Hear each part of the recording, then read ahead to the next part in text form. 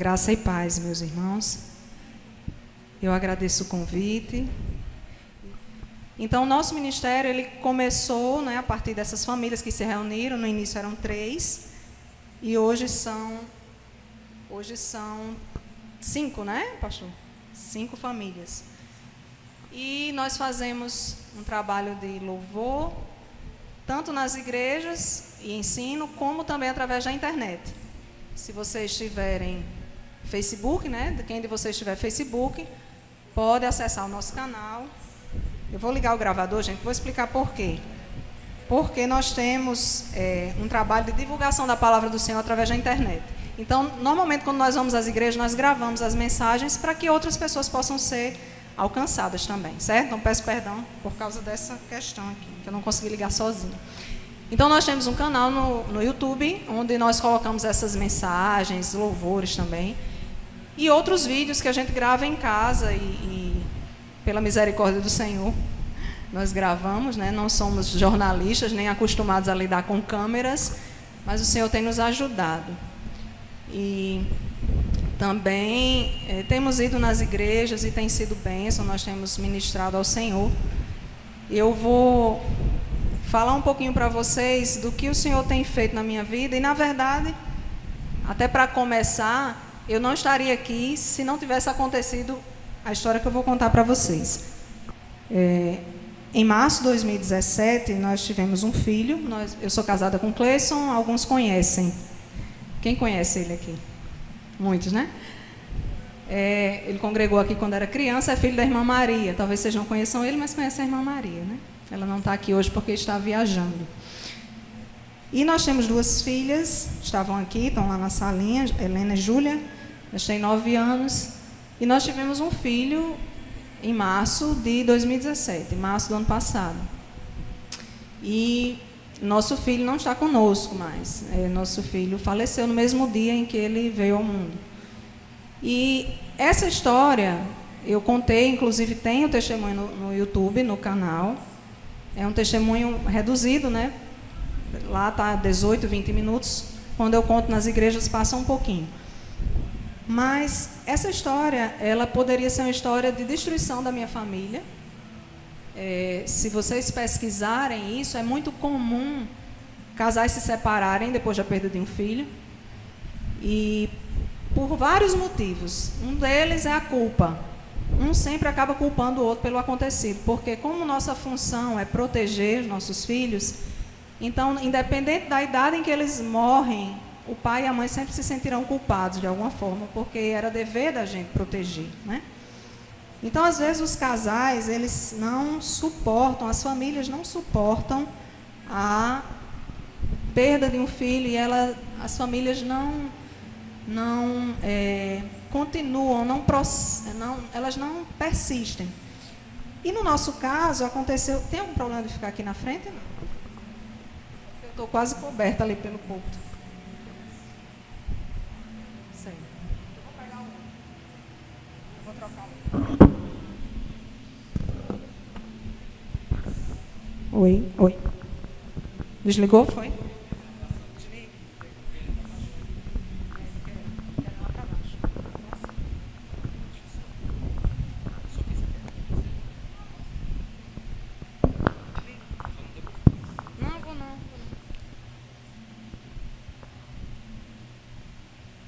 Oi. E no nosso caso, aconteceu justamente o contrário. E, na verdade, é isso que acontece na vida do servo de Deus. A Bíblia nos diz, ali no livro de Romanos, no capítulo 5, que as tribulações, elas produzem perseverança. E a perseverança produz experiência ou maturidade. E a maturidade, ela produz esperança. Então, na vida do servo de Deus, as provações, elas têm que produzir isso. Perseverança, experiência e esperança. Se isso não acontece, alguma coisa está errada.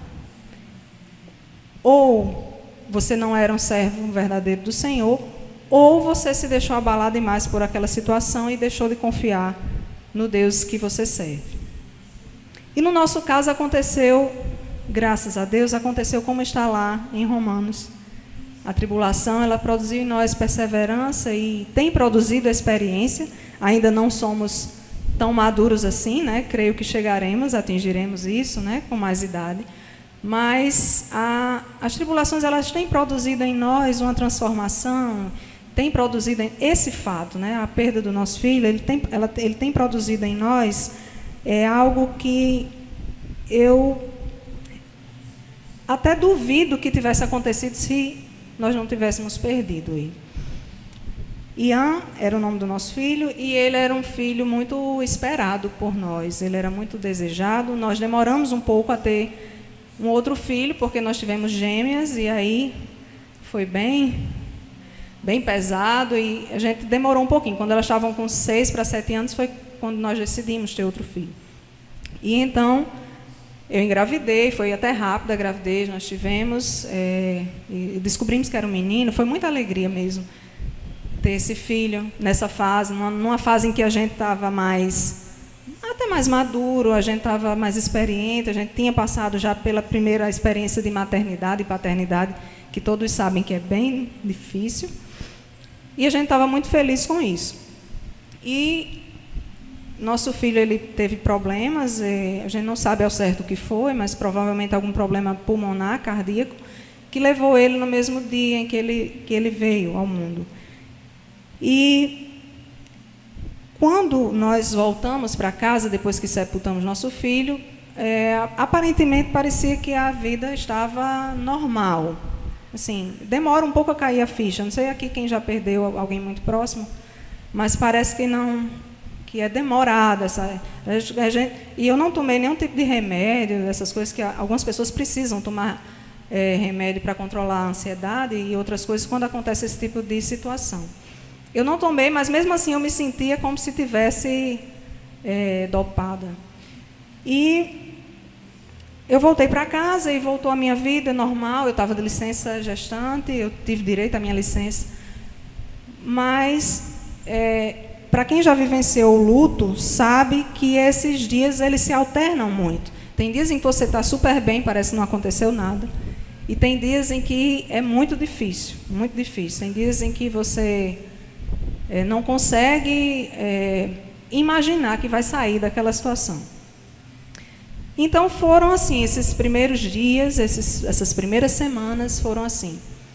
E meu marido, ele teve um papel muito importante nessa etapa, nessa primeira etapa principalmente, porque ele me protegeu muito, ele cuidou muito de mim. E ele já era um bom marido, eu digo isso a ele sabe disso, mas me parece que nesse momento, nesse momento de dor, de dificuldade, eu acho que só aí ele entendeu o sentido do que a palavra de Deus diz, que os maridos devem amar e cuidar da esposa. Porque era um momento muito difícil para ele, mas ele fez bem o seu papel e me protegeu. E me protegia, inclusive, de comentários inadequados para aquele momento. E de pessoas que, por algum motivo, diziam coisas a respeito que iam me machucar. E ele me protegeu, ele cumpriu esse papel.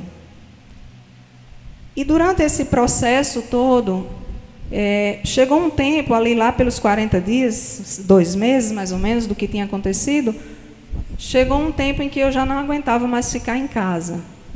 Era muito difícil. Ao mesmo tempo que eu não queria parecer que estava sofrendo para as pessoas, eu queria e precisava sofrer, né?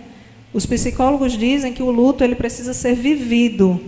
Então, se você conhece alguém que está vivendo um luto, um processo de luto, não diga a essa pessoa que está na hora de parar de chorar. Não diga a essa pessoa que está na hora de parar de sofrer. Porque se ela tentar impedir que as emoções venham e que a dor venha, que o choro venha, isso vai provavelmente desaguar numa depressão futura, em alguma coisa desse tipo. Porque o luto ele precisa ser experimentado, ele precisa ser vivido. A pessoa precisa falar o nome de quem morreu. Então, muitas pessoas têm medo de falar o nome do falecido perto de quem perdeu, né? Não fala, não toca no assunto, evitando, como se quisesse evitar que quem está sofrendo, sofresse ainda mais. E é justamente o contrário. É justamente o contrário. Quando a gente perde alguém, a gente quer falar sobre esse alguém. A gente quer falar sobre a pessoa. E a gente se sente muito magoado quando as pessoas falam com a gente como se nada tivesse acontecido. Eu recebi visitas na minha casa que foram lá me visitar. Eu acredito que foram me visitar por causa da minha perda. Mas chegaram lá em casa e não falaram nada a respeito. Parecia que nada tinha acontecido comigo. Eu entendi que essas pessoas estavam fazendo isso pensando no meu bem. Mas eu acho necessário alertar as pessoas para que isso não faz bem. Não faz bem. Quem perdeu alguém precisa falar sobre isso, precisa viver isso. E passou esse período, passou esse tempo, foram passando os meses, aí eu estou pensando, eu acho que já estava uns 2 meses que tinha acontecido. A gente estava bem, aparentemente bem. Tinha dias que eu estava muito mal, tinha dias que eu não conseguia dormir, porque à noite era um momento em que eu lembrava muito do que tinha acontecido e eu chorava muito. Mas eu comecei a querer voltar a trabalhar porque eu queria ocupar minha mente com aquilo tudo. Tirar da minha mente aquilo e ocupar minha mente com o trabalho, na verdade. Mas quando isso aconteceu, quando eu comecei a dizer que queria voltar a trabalhar, que não queria mais ficar em casa,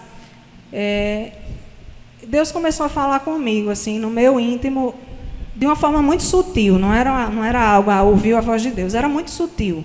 Eu poderia ter deixado passar despercebido.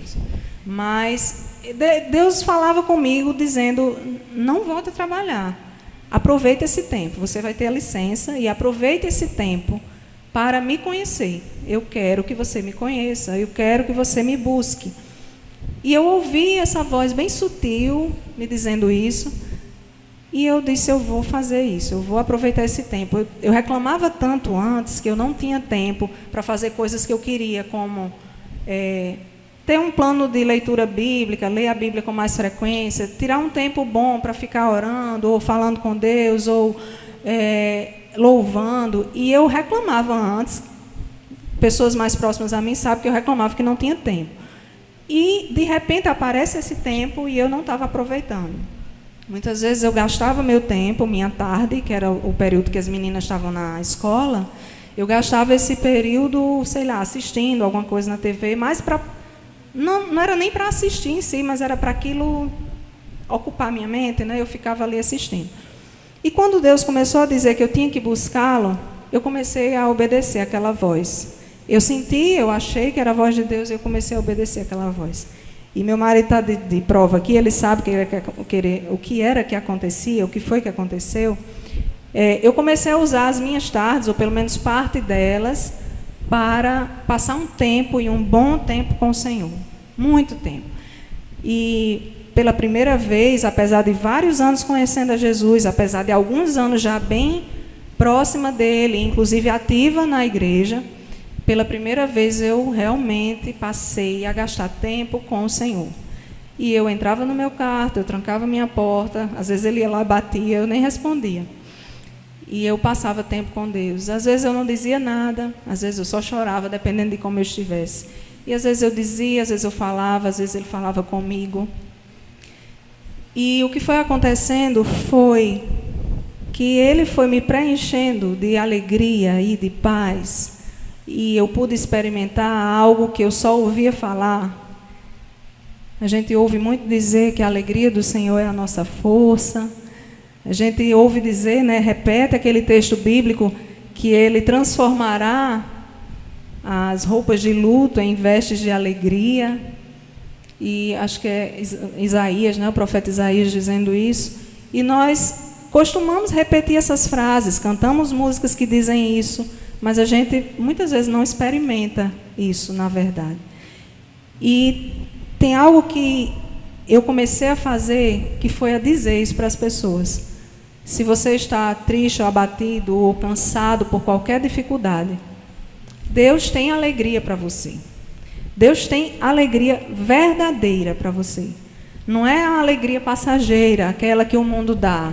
É a alegria verdadeira. Então, nesses momentos em que eu me retirava e passava tempo com o meu Deus, eu me sentia preenchida. E a dor que eu estava sentindo era algo muito... O fato tinha acontecido muito recentemente, 2, 3 meses, mas a dor que eu estava sentindo, ela de alguma forma era abrandada, aquela dor diminuía. Ela ainda existia, porque a gente sabe que não passa, né? A gente continua lembrando e tal. Mas o Senhor me preenchia com a sua alegria. E quando o Senhor nos enche, quando a gente permite que o Senhor nos encha, a gente não tem mais espaço para nada. É só Ele na nossa vida. Ele nos enche de alegria. E a alegria que Ele nos dá é verdadeira. Então, enquanto eu estava gastando meu tempo, ocupando a minha mente, assistindo coisas para me distrair, aquelas coisas estavam me distraindo enquanto eu estava na frente da TV. Mas quando eu saía e desligava, o problema voltava.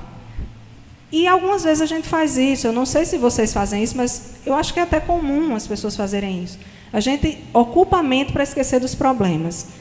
Muitas vezes ligamos a TV em qualquer coisa que está passando só porque a gente quer esquecer o dia difícil que tivemos. E a gente acaba buscando em atalhos essa alegria que, na verdade, o Senhor já disponibilizou para nós. Deus tem alegria para nós, Ele já deixou isso disponível. Então, basta que você busque. E tem um texto na Bíblia que diz: buscar-me-eis e me achareis quando me buscares de todo o coração. Se a gente acredita na Bíblia, eu acredito que vocês estão aqui porque creem que a Bíblia é verdade. Se nós acreditamos na Bíblia, por que a gente não faz o que esse texto está dizendo? Busque a Deus de todo o coração e você o encontrará.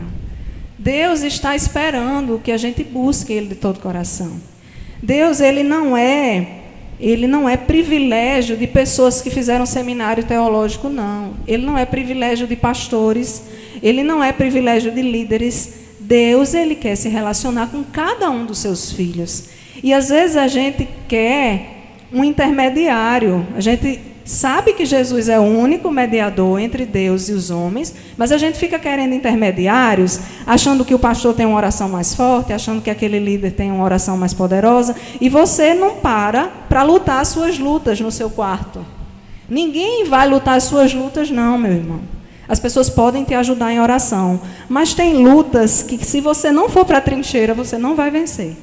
Você precisa ir, você precisa dobrar o seu joelho, você precisa buscar a Deus, e Ele vai se revelar a você. Não fique pegando emprestado, pegando carona na bênção do irmão, nem na unção do irmão, não. Faça aquilo que Deus já tem, Ele quer te dar. Busque a Ele, Ele está disponível a cada um de nós. Não importa se você acha que não sabe orar direito, se você não sabe falar direito, se você, de repente, lê a Bíblia e não entende direito, Deus não está preocupado com isso.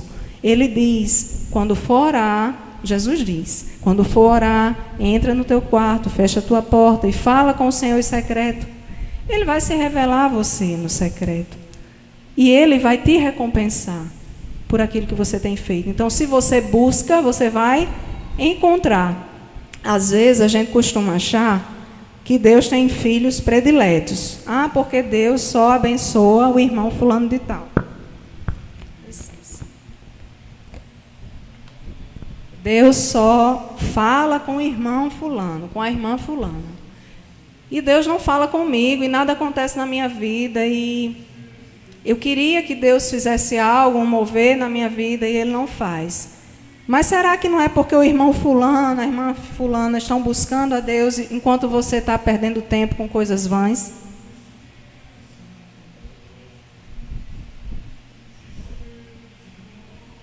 Deus não tem filhos prediletos. Quando o filho pródigo, todos conhecem a parábola, né? Quando o filho pródigo retorna à casa do seu pai, vocês lembram o que foi que o irmão dele fez?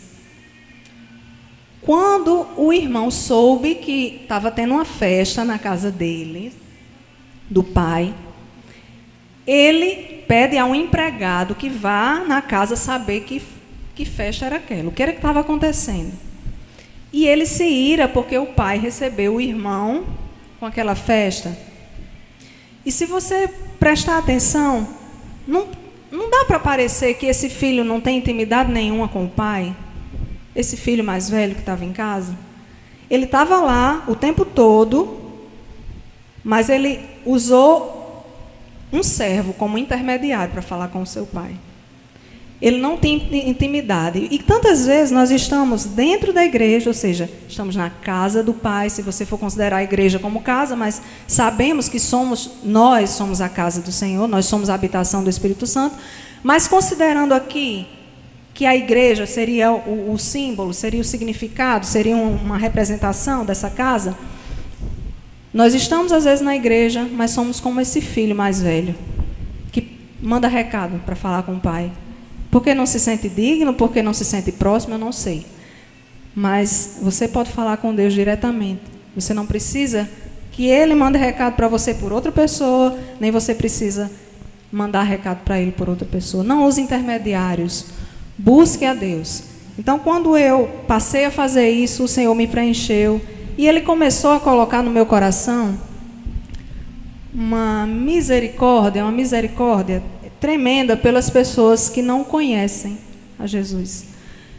E Deus foi colocando no meu coração também, além dessa misericórdia, uma paz, uma esperança, porque eu já tinha lido tantas vezes que somos peregrinos neste mundo, que nós não somos deste mundo, estamos apenas nele temporariamente. Eu já tinha lido algumas vezes que a nossa esperança não deve estar nas coisas deste mundo, mas nas coisas do céu. Tantas vezes eu já tinha lido que nós devemos buscar primeiro o reino de Deus e a sua justiça, e todas as outras coisas elas são acrescentadas, porque elas não são essenciais. O essencial é o reino de Deus e a sua justiça. Tantas vezes eu tinha lido a história de Maria e Marta e tinha visto que Maria escolheu a melhor parte, mas eu não praticava como deveria. E precisou acontecer algo que quebrou meu coração mesmo, tirou algumas pedras, alguns pedregulhos que estavam lá impedindo que a palavra de Deus frutificasse como deve. E precisou acontecer isso para que eu finalmente entendesse que o que está escrito na Bíblia é a verdade mais pura. É verdade. Agora você tem que querer viver essa verdade. Você tem que querer viver essa verdade. Eu vou ler um texto aqui para vocês. Quem quiser abrir nas suas Bíblias, está em 1 Tessalonicenses 4, do 13 ao 18.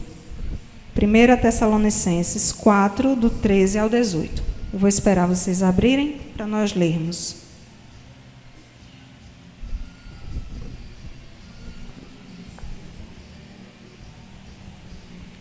Vamos ler. Diz assim Paulo, falando por meio do Espírito Santo aos Tessalonicenses: Irmãos, não queremos que vocês sejam ignorantes quanto aos que dormem ou os que morreram, para que não se entristeçam como os outros que não têm esperança.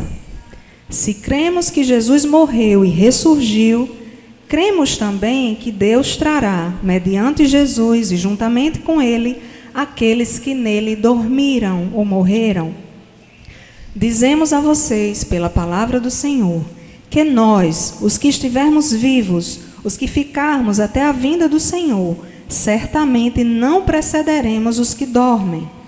Pois, dada a ordem, com a voz do arcanjo e o ressoar da trombeta de Deus, o próprio Senhor descerá do céu, e os mortos em Cristo ressuscitarão primeiro. Depois disso, os que estivermos vivos, seremos arrebatados juntamente com eles nas nuvens, para o encontro com o Senhor nos ares. E assim estaremos com o Senhor para sempre. Consolem-se uns aos outros com estas palavras. Aleluia. Quem já conhecia esse texto? Vocês conheciam? Esse texto fala do arrebatamento da igreja. Nós cremos que o Senhor virá mais uma vez e que Ele virá agora para buscar a sua igreja, a sua noiva. E o que o texto começa dizendo é que o Senhor não quer que nós estejamos ignorantes, ou seja, sem saber as coisas, os mistérios a respeito daqueles que dormiram ou que morreram. O Senhor quer que a gente saiba o que acontece com quem morreu. E o que acontece com quem morre em Cristo é que eles ressuscitarão e eles se encontrarão com Jesus antes de nós. Se nós estivermos vivos aqui quando o Senhor voltar, que eu creio que Ele vem breve. O que aconteceu com os que morreram é que eles estão com o Senhor e eles vão ser ressuscitados primeiro, seus corpos serão ressuscitados primeiro. E ele diz: não se entristeçam, quero que saibam disso, para que não se entristeçam como aqueles que não têm esperança. Quando morre alguém próximo da gente e as pessoas não acreditam na vida eterna, não acreditam em Jesus, não acreditam na vida após a morte, não acreditam em céu e inferno, normalmente é até esperado que essas pessoas se entristeçam muito, que a partida daquele ente querido traga muita dor e desolação à família, porque eles não têm esperança. É isso que o texto está dizendo. Não se entristeçam, não sejam ignorantes, para não ficarem tristes como os que não têm esperança. Quem é que deve se entristecer e ficar desolado com a morte de um salvo ou com a morte de alguém que morreu em Cristo? Os que não têm esperança. Porque nós, os que temos esperança, sabemos, como o apóstolo Paulo diz, que o viver é Cristo e o morrer é lucro. Morrer é lucro. Lógico que nós não queremos perder ninguém próximos a nós, né? Mas se nós perdermos, nós temos que ter essa consciência, essa certeza de que se essa pessoa morreu com Cristo, ela está no melhor lugar, é lucro para ela. Então nós temos que ter essa esperança. E o que foi que aconteceu? Quando o Senhor foi falando comigo e foi se revelando a mim, eu comecei a ter misericórdia das pessoas que não tinham essa mesma esperança. Eu comecei a entrar em grupos de discussão, em grupos de apoio de mães que perderam seus bebês. E eu via muitas que não tinham esperança. Pessoas que não criam em Jesus, ou que não tinham nenhuma religião, enfim, não tinham fé, elas não tinham esperança de reencontrar os seus filhos.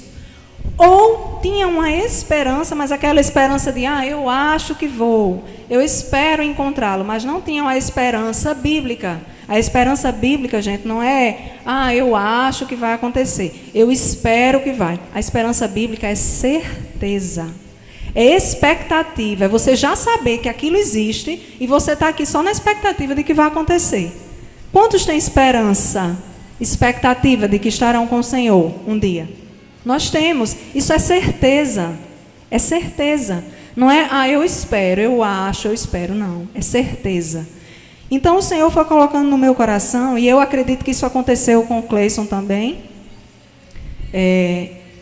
essa misericórdia, esse desejo de compartilhar a palavra de Deus, a mensagem das boas novas do Evangelho com outras pessoas.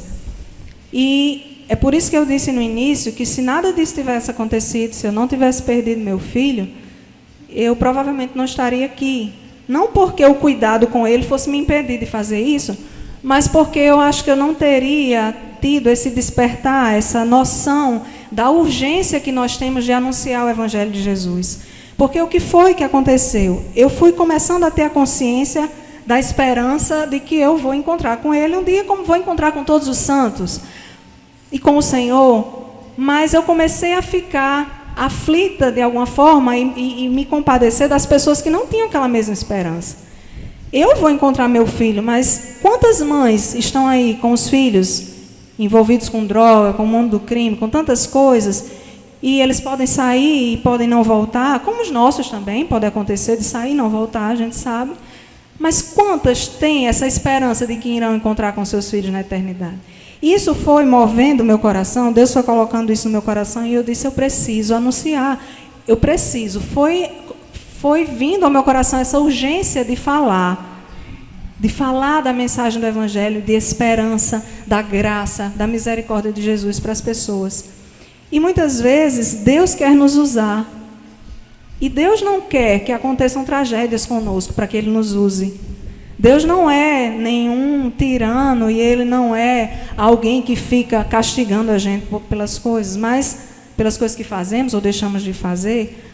Ele quer se revelar a nós, Ele quer que a gente entenda para que a gente nasceu, Ele quer que a gente cumpra a missão que Ele nos confiou aqui na terra, mas Ele não vai forçar. Deus, Ele não força. Ele bate na porta do nosso coração, a gente abre se quiser. Ele não força. E quantos de nós estamos adormecidos nos bancos das igrejas, sem saber o que foi que Deus pediu de nós, qual foi a missão que Ele nos confiou, e estamos assim, esperando, sentados, satisfeitos, porque temos a salvação e não me importo com o meu vizinho que não tem. Quantos de nós estamos assim? Eu tenho minha salvação, mas não me importo com a minha irmã que não tem, não me importo com o meu familiar que não tem. Será que se a gente tivesse a certeza da salvação e a certeza de que existe inferno, a gente estaria tão assim adormecido? Será que a gente tem certeza mesmo? As Escrituras são muito claras a respeito da existência de céu e de inferno. O próprio Jesus diz, mas Ele diz, aquele que crê em mim, ainda que morra, viverá. Ainda que morra, viverá. E é vida eterna. Não é essa vidinha aqui que a gente tem, não. É vida eterna. E apesar disso, eu peguei uns dados aqui de uma pesquisa que tem mais ou menos uns 10 anos, que saiu, feita aqui por um Instituto de Pesquisa Nacional, que 97% dos brasileiros disseram naquela entrevista que acreditavam na existência de Deus. 97%, ou seja, quase todos os brasileiros acreditam que Deus existe. Mas o que acontece? Quando eles foram perguntados sobre se eles acreditavam na vida após a morte, ou se eles acreditavam que algumas pessoas vão para o céu e outras para o inferno, a média caiu para 60%. Então, 60%, pouco mais da metade, né? Apenas acreditam que quando morrerem, essa vida aqui, ela é só uma passagem, né? A gente vai à morte, é só uma passagem, essa vida aqui é apenas um tempo que a gente vai cumprir e que nós teremos uma vida eterna para desfrutar. E a gente precisa anunciar essas verdades às pessoas que estão aí perdidas. Porque se hoje tenho minhas filhas, são crianças ainda, a gente sabe que as crianças não têm discernimento para receber a Jesus, embora elas estejam na igreja, mas nossos filhos que aceitaram Jesus, quem tem filhos adultos, sabem que se eles partirem, eles estão com o Senhor. Mas será que nós temos pensado naqueles pais que não têm essa mesma certeza? Será que temos feito da nossa vida um instrumento para que pessoas conheçam a Jesus? Ou estamos preocupados apenas conosco? Tem um texto que Jesus fala no Evangelho de Lucas, que ele diz que nós não devemos temer. Eu vou só ver a referência, mas é Lucas 12, 4, 5. Jesus diz, não devemos ter medo daqueles que podem matar o corpo. Devemos temer, sim, aqueles que podem matar a nossa alma e lançar a nossa alma no inferno. E tantas vezes, para quem está lendo, é a Lucas 12, 4 e 5. Quem quiser anotar. E tantas vezes, meus irmãos, nós estamos assim, com medo das pessoas que podem matar o nosso corpo. A gente coloca muros altos nas nossas casas, nós colocamos cerca elétrica, nós colocamos câmeras para impedir que pessoas entrem e tomem nossos bens ou que façam alguma coisa contra nós, contra os nossos filhos. Nós saímos de casa apavorados e a gente teme aquele que pode fazer mal ao nosso corpo. Será que a gente tem o mesmo medo daquele que pode nos lançar no inferno? Será que a gente tem tido o mesmo cuidado? Será que a gente tem levantado muros na nossa casa, muros espirituais, para impedir que o inimigo entre, que o ladrão venha, roube, mate e tome a vida do seu filho, a vida da sua esposa, a vida do seu esposo, a vida dos seus irmãos? Será que temos construído esses muros nas nossas casas? Ou temos dedicado todo o nosso tempo, todo o nosso dinheiro, nosso investimento em construir coisas, bens materiais, tesouros aqui na terra? Nós precisamos mudar o nosso foco. Eu não queria ter passado pelo que passei para que meu foco mudasse. Não queria. E só para esclarecer, eu já estava na igreja, já inclusive ministrava na igreja nessa época. Mas eu acho que eu estava muito como fazendo analogia, eu estava como Jó. Jó era um homem temente a Deus, não é? É isso que a Bíblia diz. Eu acho que eu era uma mulher temente a Deus, sim. Mas, quando Jó perdeu tudo, foi que ele se aproximou de Deus e ele virou amigo de Deus e ele, de fato, conheceu a Deus. E o próprio Jó admite isso no final do livro de Jó, salvo engano, no capítulo 38. Jó diz: antes eu o conhecia só de ouvir falar, e hoje eu o conheço, porque meus olhos te contemplam.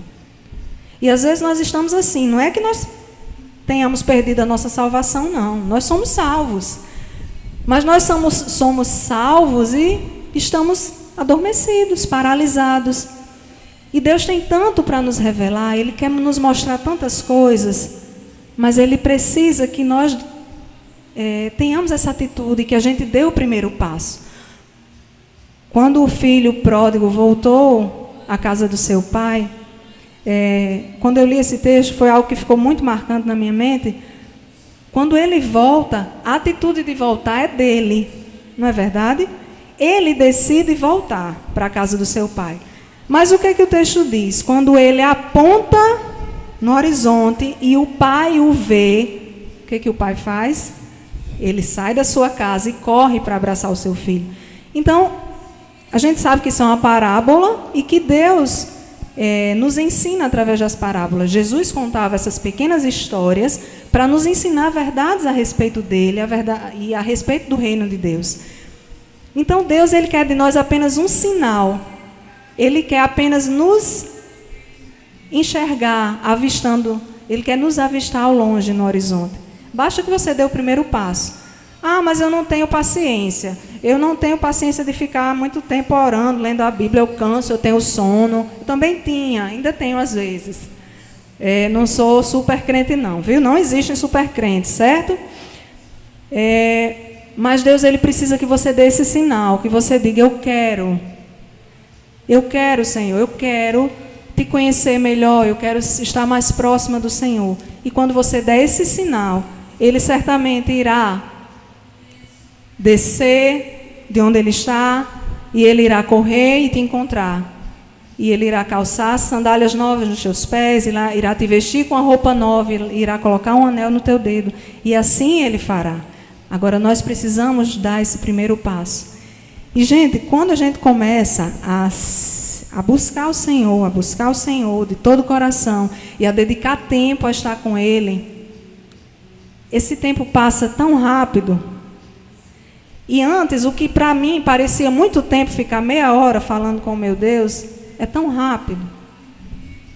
Hoje mesmo aconteceu isso. Eu acordei mais cedo e fiquei um tempo orando. E eu pensei que tinha passado meia hora. Quando eu olhei no relógio, já tinha 50 minutos. E o que acontece é que a gente precisa dar o primeiro passo. Nós precisamos dar o primeiro passo. Ninguém vai começar fazendo algo que alguém já experiente na fé faz. A gente tem que começar aos poucos. Mas o Senhor, Ele quer se revelar a você. Como eu disse antes, Ele não tem filhos prediletos, Ele quer se revelar a você. E a nossa esperança é que nós encontraremos com Ele e teremos uma vida sem tristeza, sem dor. Ele enxugará de nós toda lágrima. Então, se você tem passado uma situação de dor, uma situação de angústia, uma situação difícil, na sua família ou alguém próximo a você, saiba que essa dor ela pode até não passar, mas o Senhor tem bálsamo que vai aliviar a sua dor. Ele tem esse bálsamo, Ele tem alegria, Ele tem paz para trazer ao seu coração. Jesus, Ele diz: nesse mundo tereis aflições, mas tende bom ânimo, eu venci o mundo.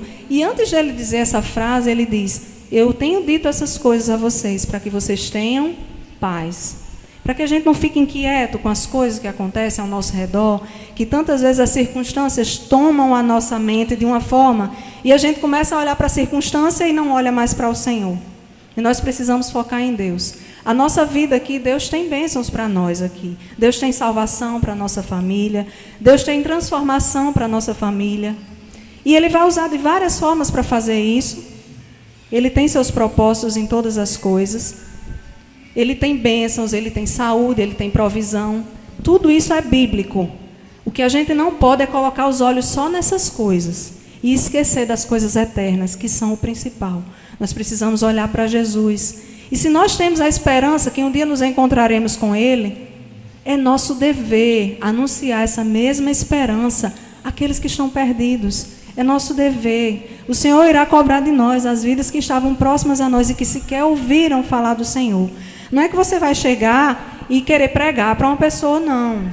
Mas você pode, aos poucos, através da sua vida, através do seu bom testemunho, ser um canal, um instrumento do Senhor na vida de tantas pessoas que estão ao seu redor. Que o Senhor coloque misericórdia no nosso coração. E, principalmente, que o Senhor coloque em nós a esperança, a certeza de que estaremos com Ele. A certeza de que, embora tenhamos perdido pessoas próximas a nós, essa vida aqui é apenas uma pequena parte, uma pequeníssima parte da vida eterna que Deus tem para nós. E o melhor, essa parte aqui que a gente está vivendo é a pior parte. Não é a melhor parte. E olha que nós temos muitas bênçãos aqui. O Senhor nos abençoa com muita sorte de bênçãos. O Senhor cuida de nós de uma forma muito especial. Porque Ele diz isso na sua palavra e Ele é fiel para cumprir a palavra dEle. Mas o que Ele promete para nós na eternidade é algo que a gente não pode nem imaginar. Então, que nós possamos ter essa esperança na vida eterna. E que nós possamos crer que ainda há esperança para aqueles nossos familiares que não conhecem o Senhor. Agora você precisa lutar a sua luta, você precisa estar na trincheira, você precisa estar de joelho no chão, por aquelas pessoas que estão perdidas, que são da sua família, seus filhos. A gente precisa, existe uma luta espiritual que é travada, existem lutas espirituais que são travadas a todo momento, e às vezes a gente fica como se nada tivesse acontecendo. Satanás está em derredor e ele quer tragar a nossa família. Nós precisamos nos posicionar. Nós precisamos restaurar os muros que foram derrubados na nossa casa, na nossa família, na nossa vida espiritual. Precisamos restabelecer isso. Decida fazer isso. Faça um propósito com o Senhor.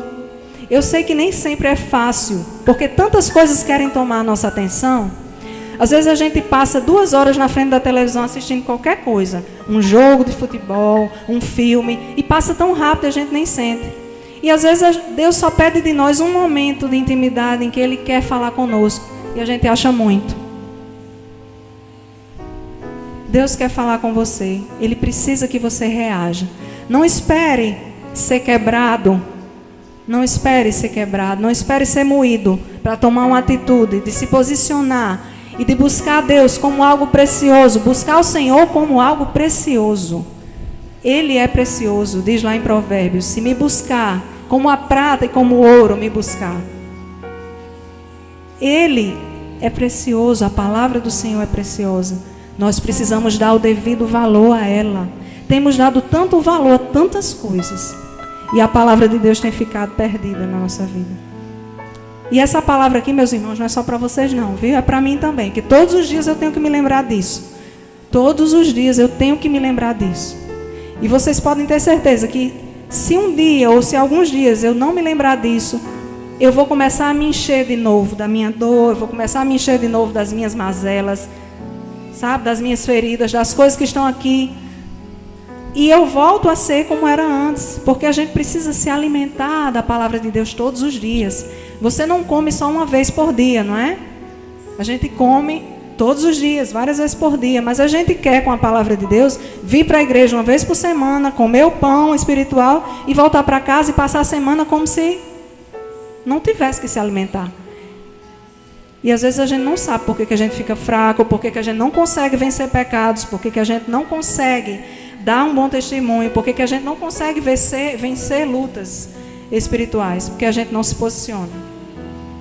Então que nós possamos ter essa esperança, e que essa esperança ela venha a transbordar em nós, e nós possamos anunciá-la a outras pessoas. Tem gente perdida que está precisando do Senhor, que se morrer vai queimar no fogo do inferno por toda a eternidade, afastado de Deus, sofrendo muito mais do que sofre hoje. Você acha que alguém que está no mundo das drogas está sofrendo? Pois se ele morrer e não for salvo, ele vai sofrer mais. Nós devemos temer aquele que pode matar a nossa alma. Porque se os nossos filhos salvos morrerem, nós sabemos onde eles estão. E embora aquilo vá doer em nós, nós sabemos que eles estão num lugar melhor. Agora imagine a dor de alguém que vê o filho partir e não sabe para onde ele foi. O pior, acha que ele foi para o pior lugar. É muito triste. Então é urgente. Nós não podemos ficar parados nem calados. Nós somos igreja do Senhor. Ele nos constituiu como corpo seu. Nós somos o corpo de Cristo. Jesus é a cabeça. E nós precisamos agir. A minha cabeça, ela não faz nada se minhas mãos não se moverem, se meus pés não se moverem. Não é que Jesus não tem poder para fazer, ele tem. Mas há uma lei espiritual que foi instituída pelo próprio Deus, que Jesus é o cabeça, mas nós somos o corpo. Ele precisa de nós, não porque nós sejamos poderosos, mas porque ele quis que fosse assim. Nós precisamos agir. Eu vou louvar esse hino, eu espero que vocês conheçam, acredito que sim. Mas que fala da nossa esperança. A nossa esperança de um dia nos encontrar com o Senhor. E estarmos com Ele e reencontrarmos aqueles que partiram.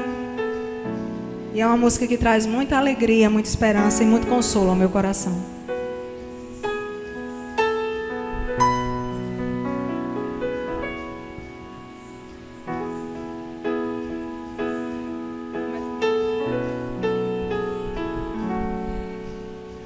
Pai, eu queria tanto ver o meu Senhor descer, vindo me encontrar.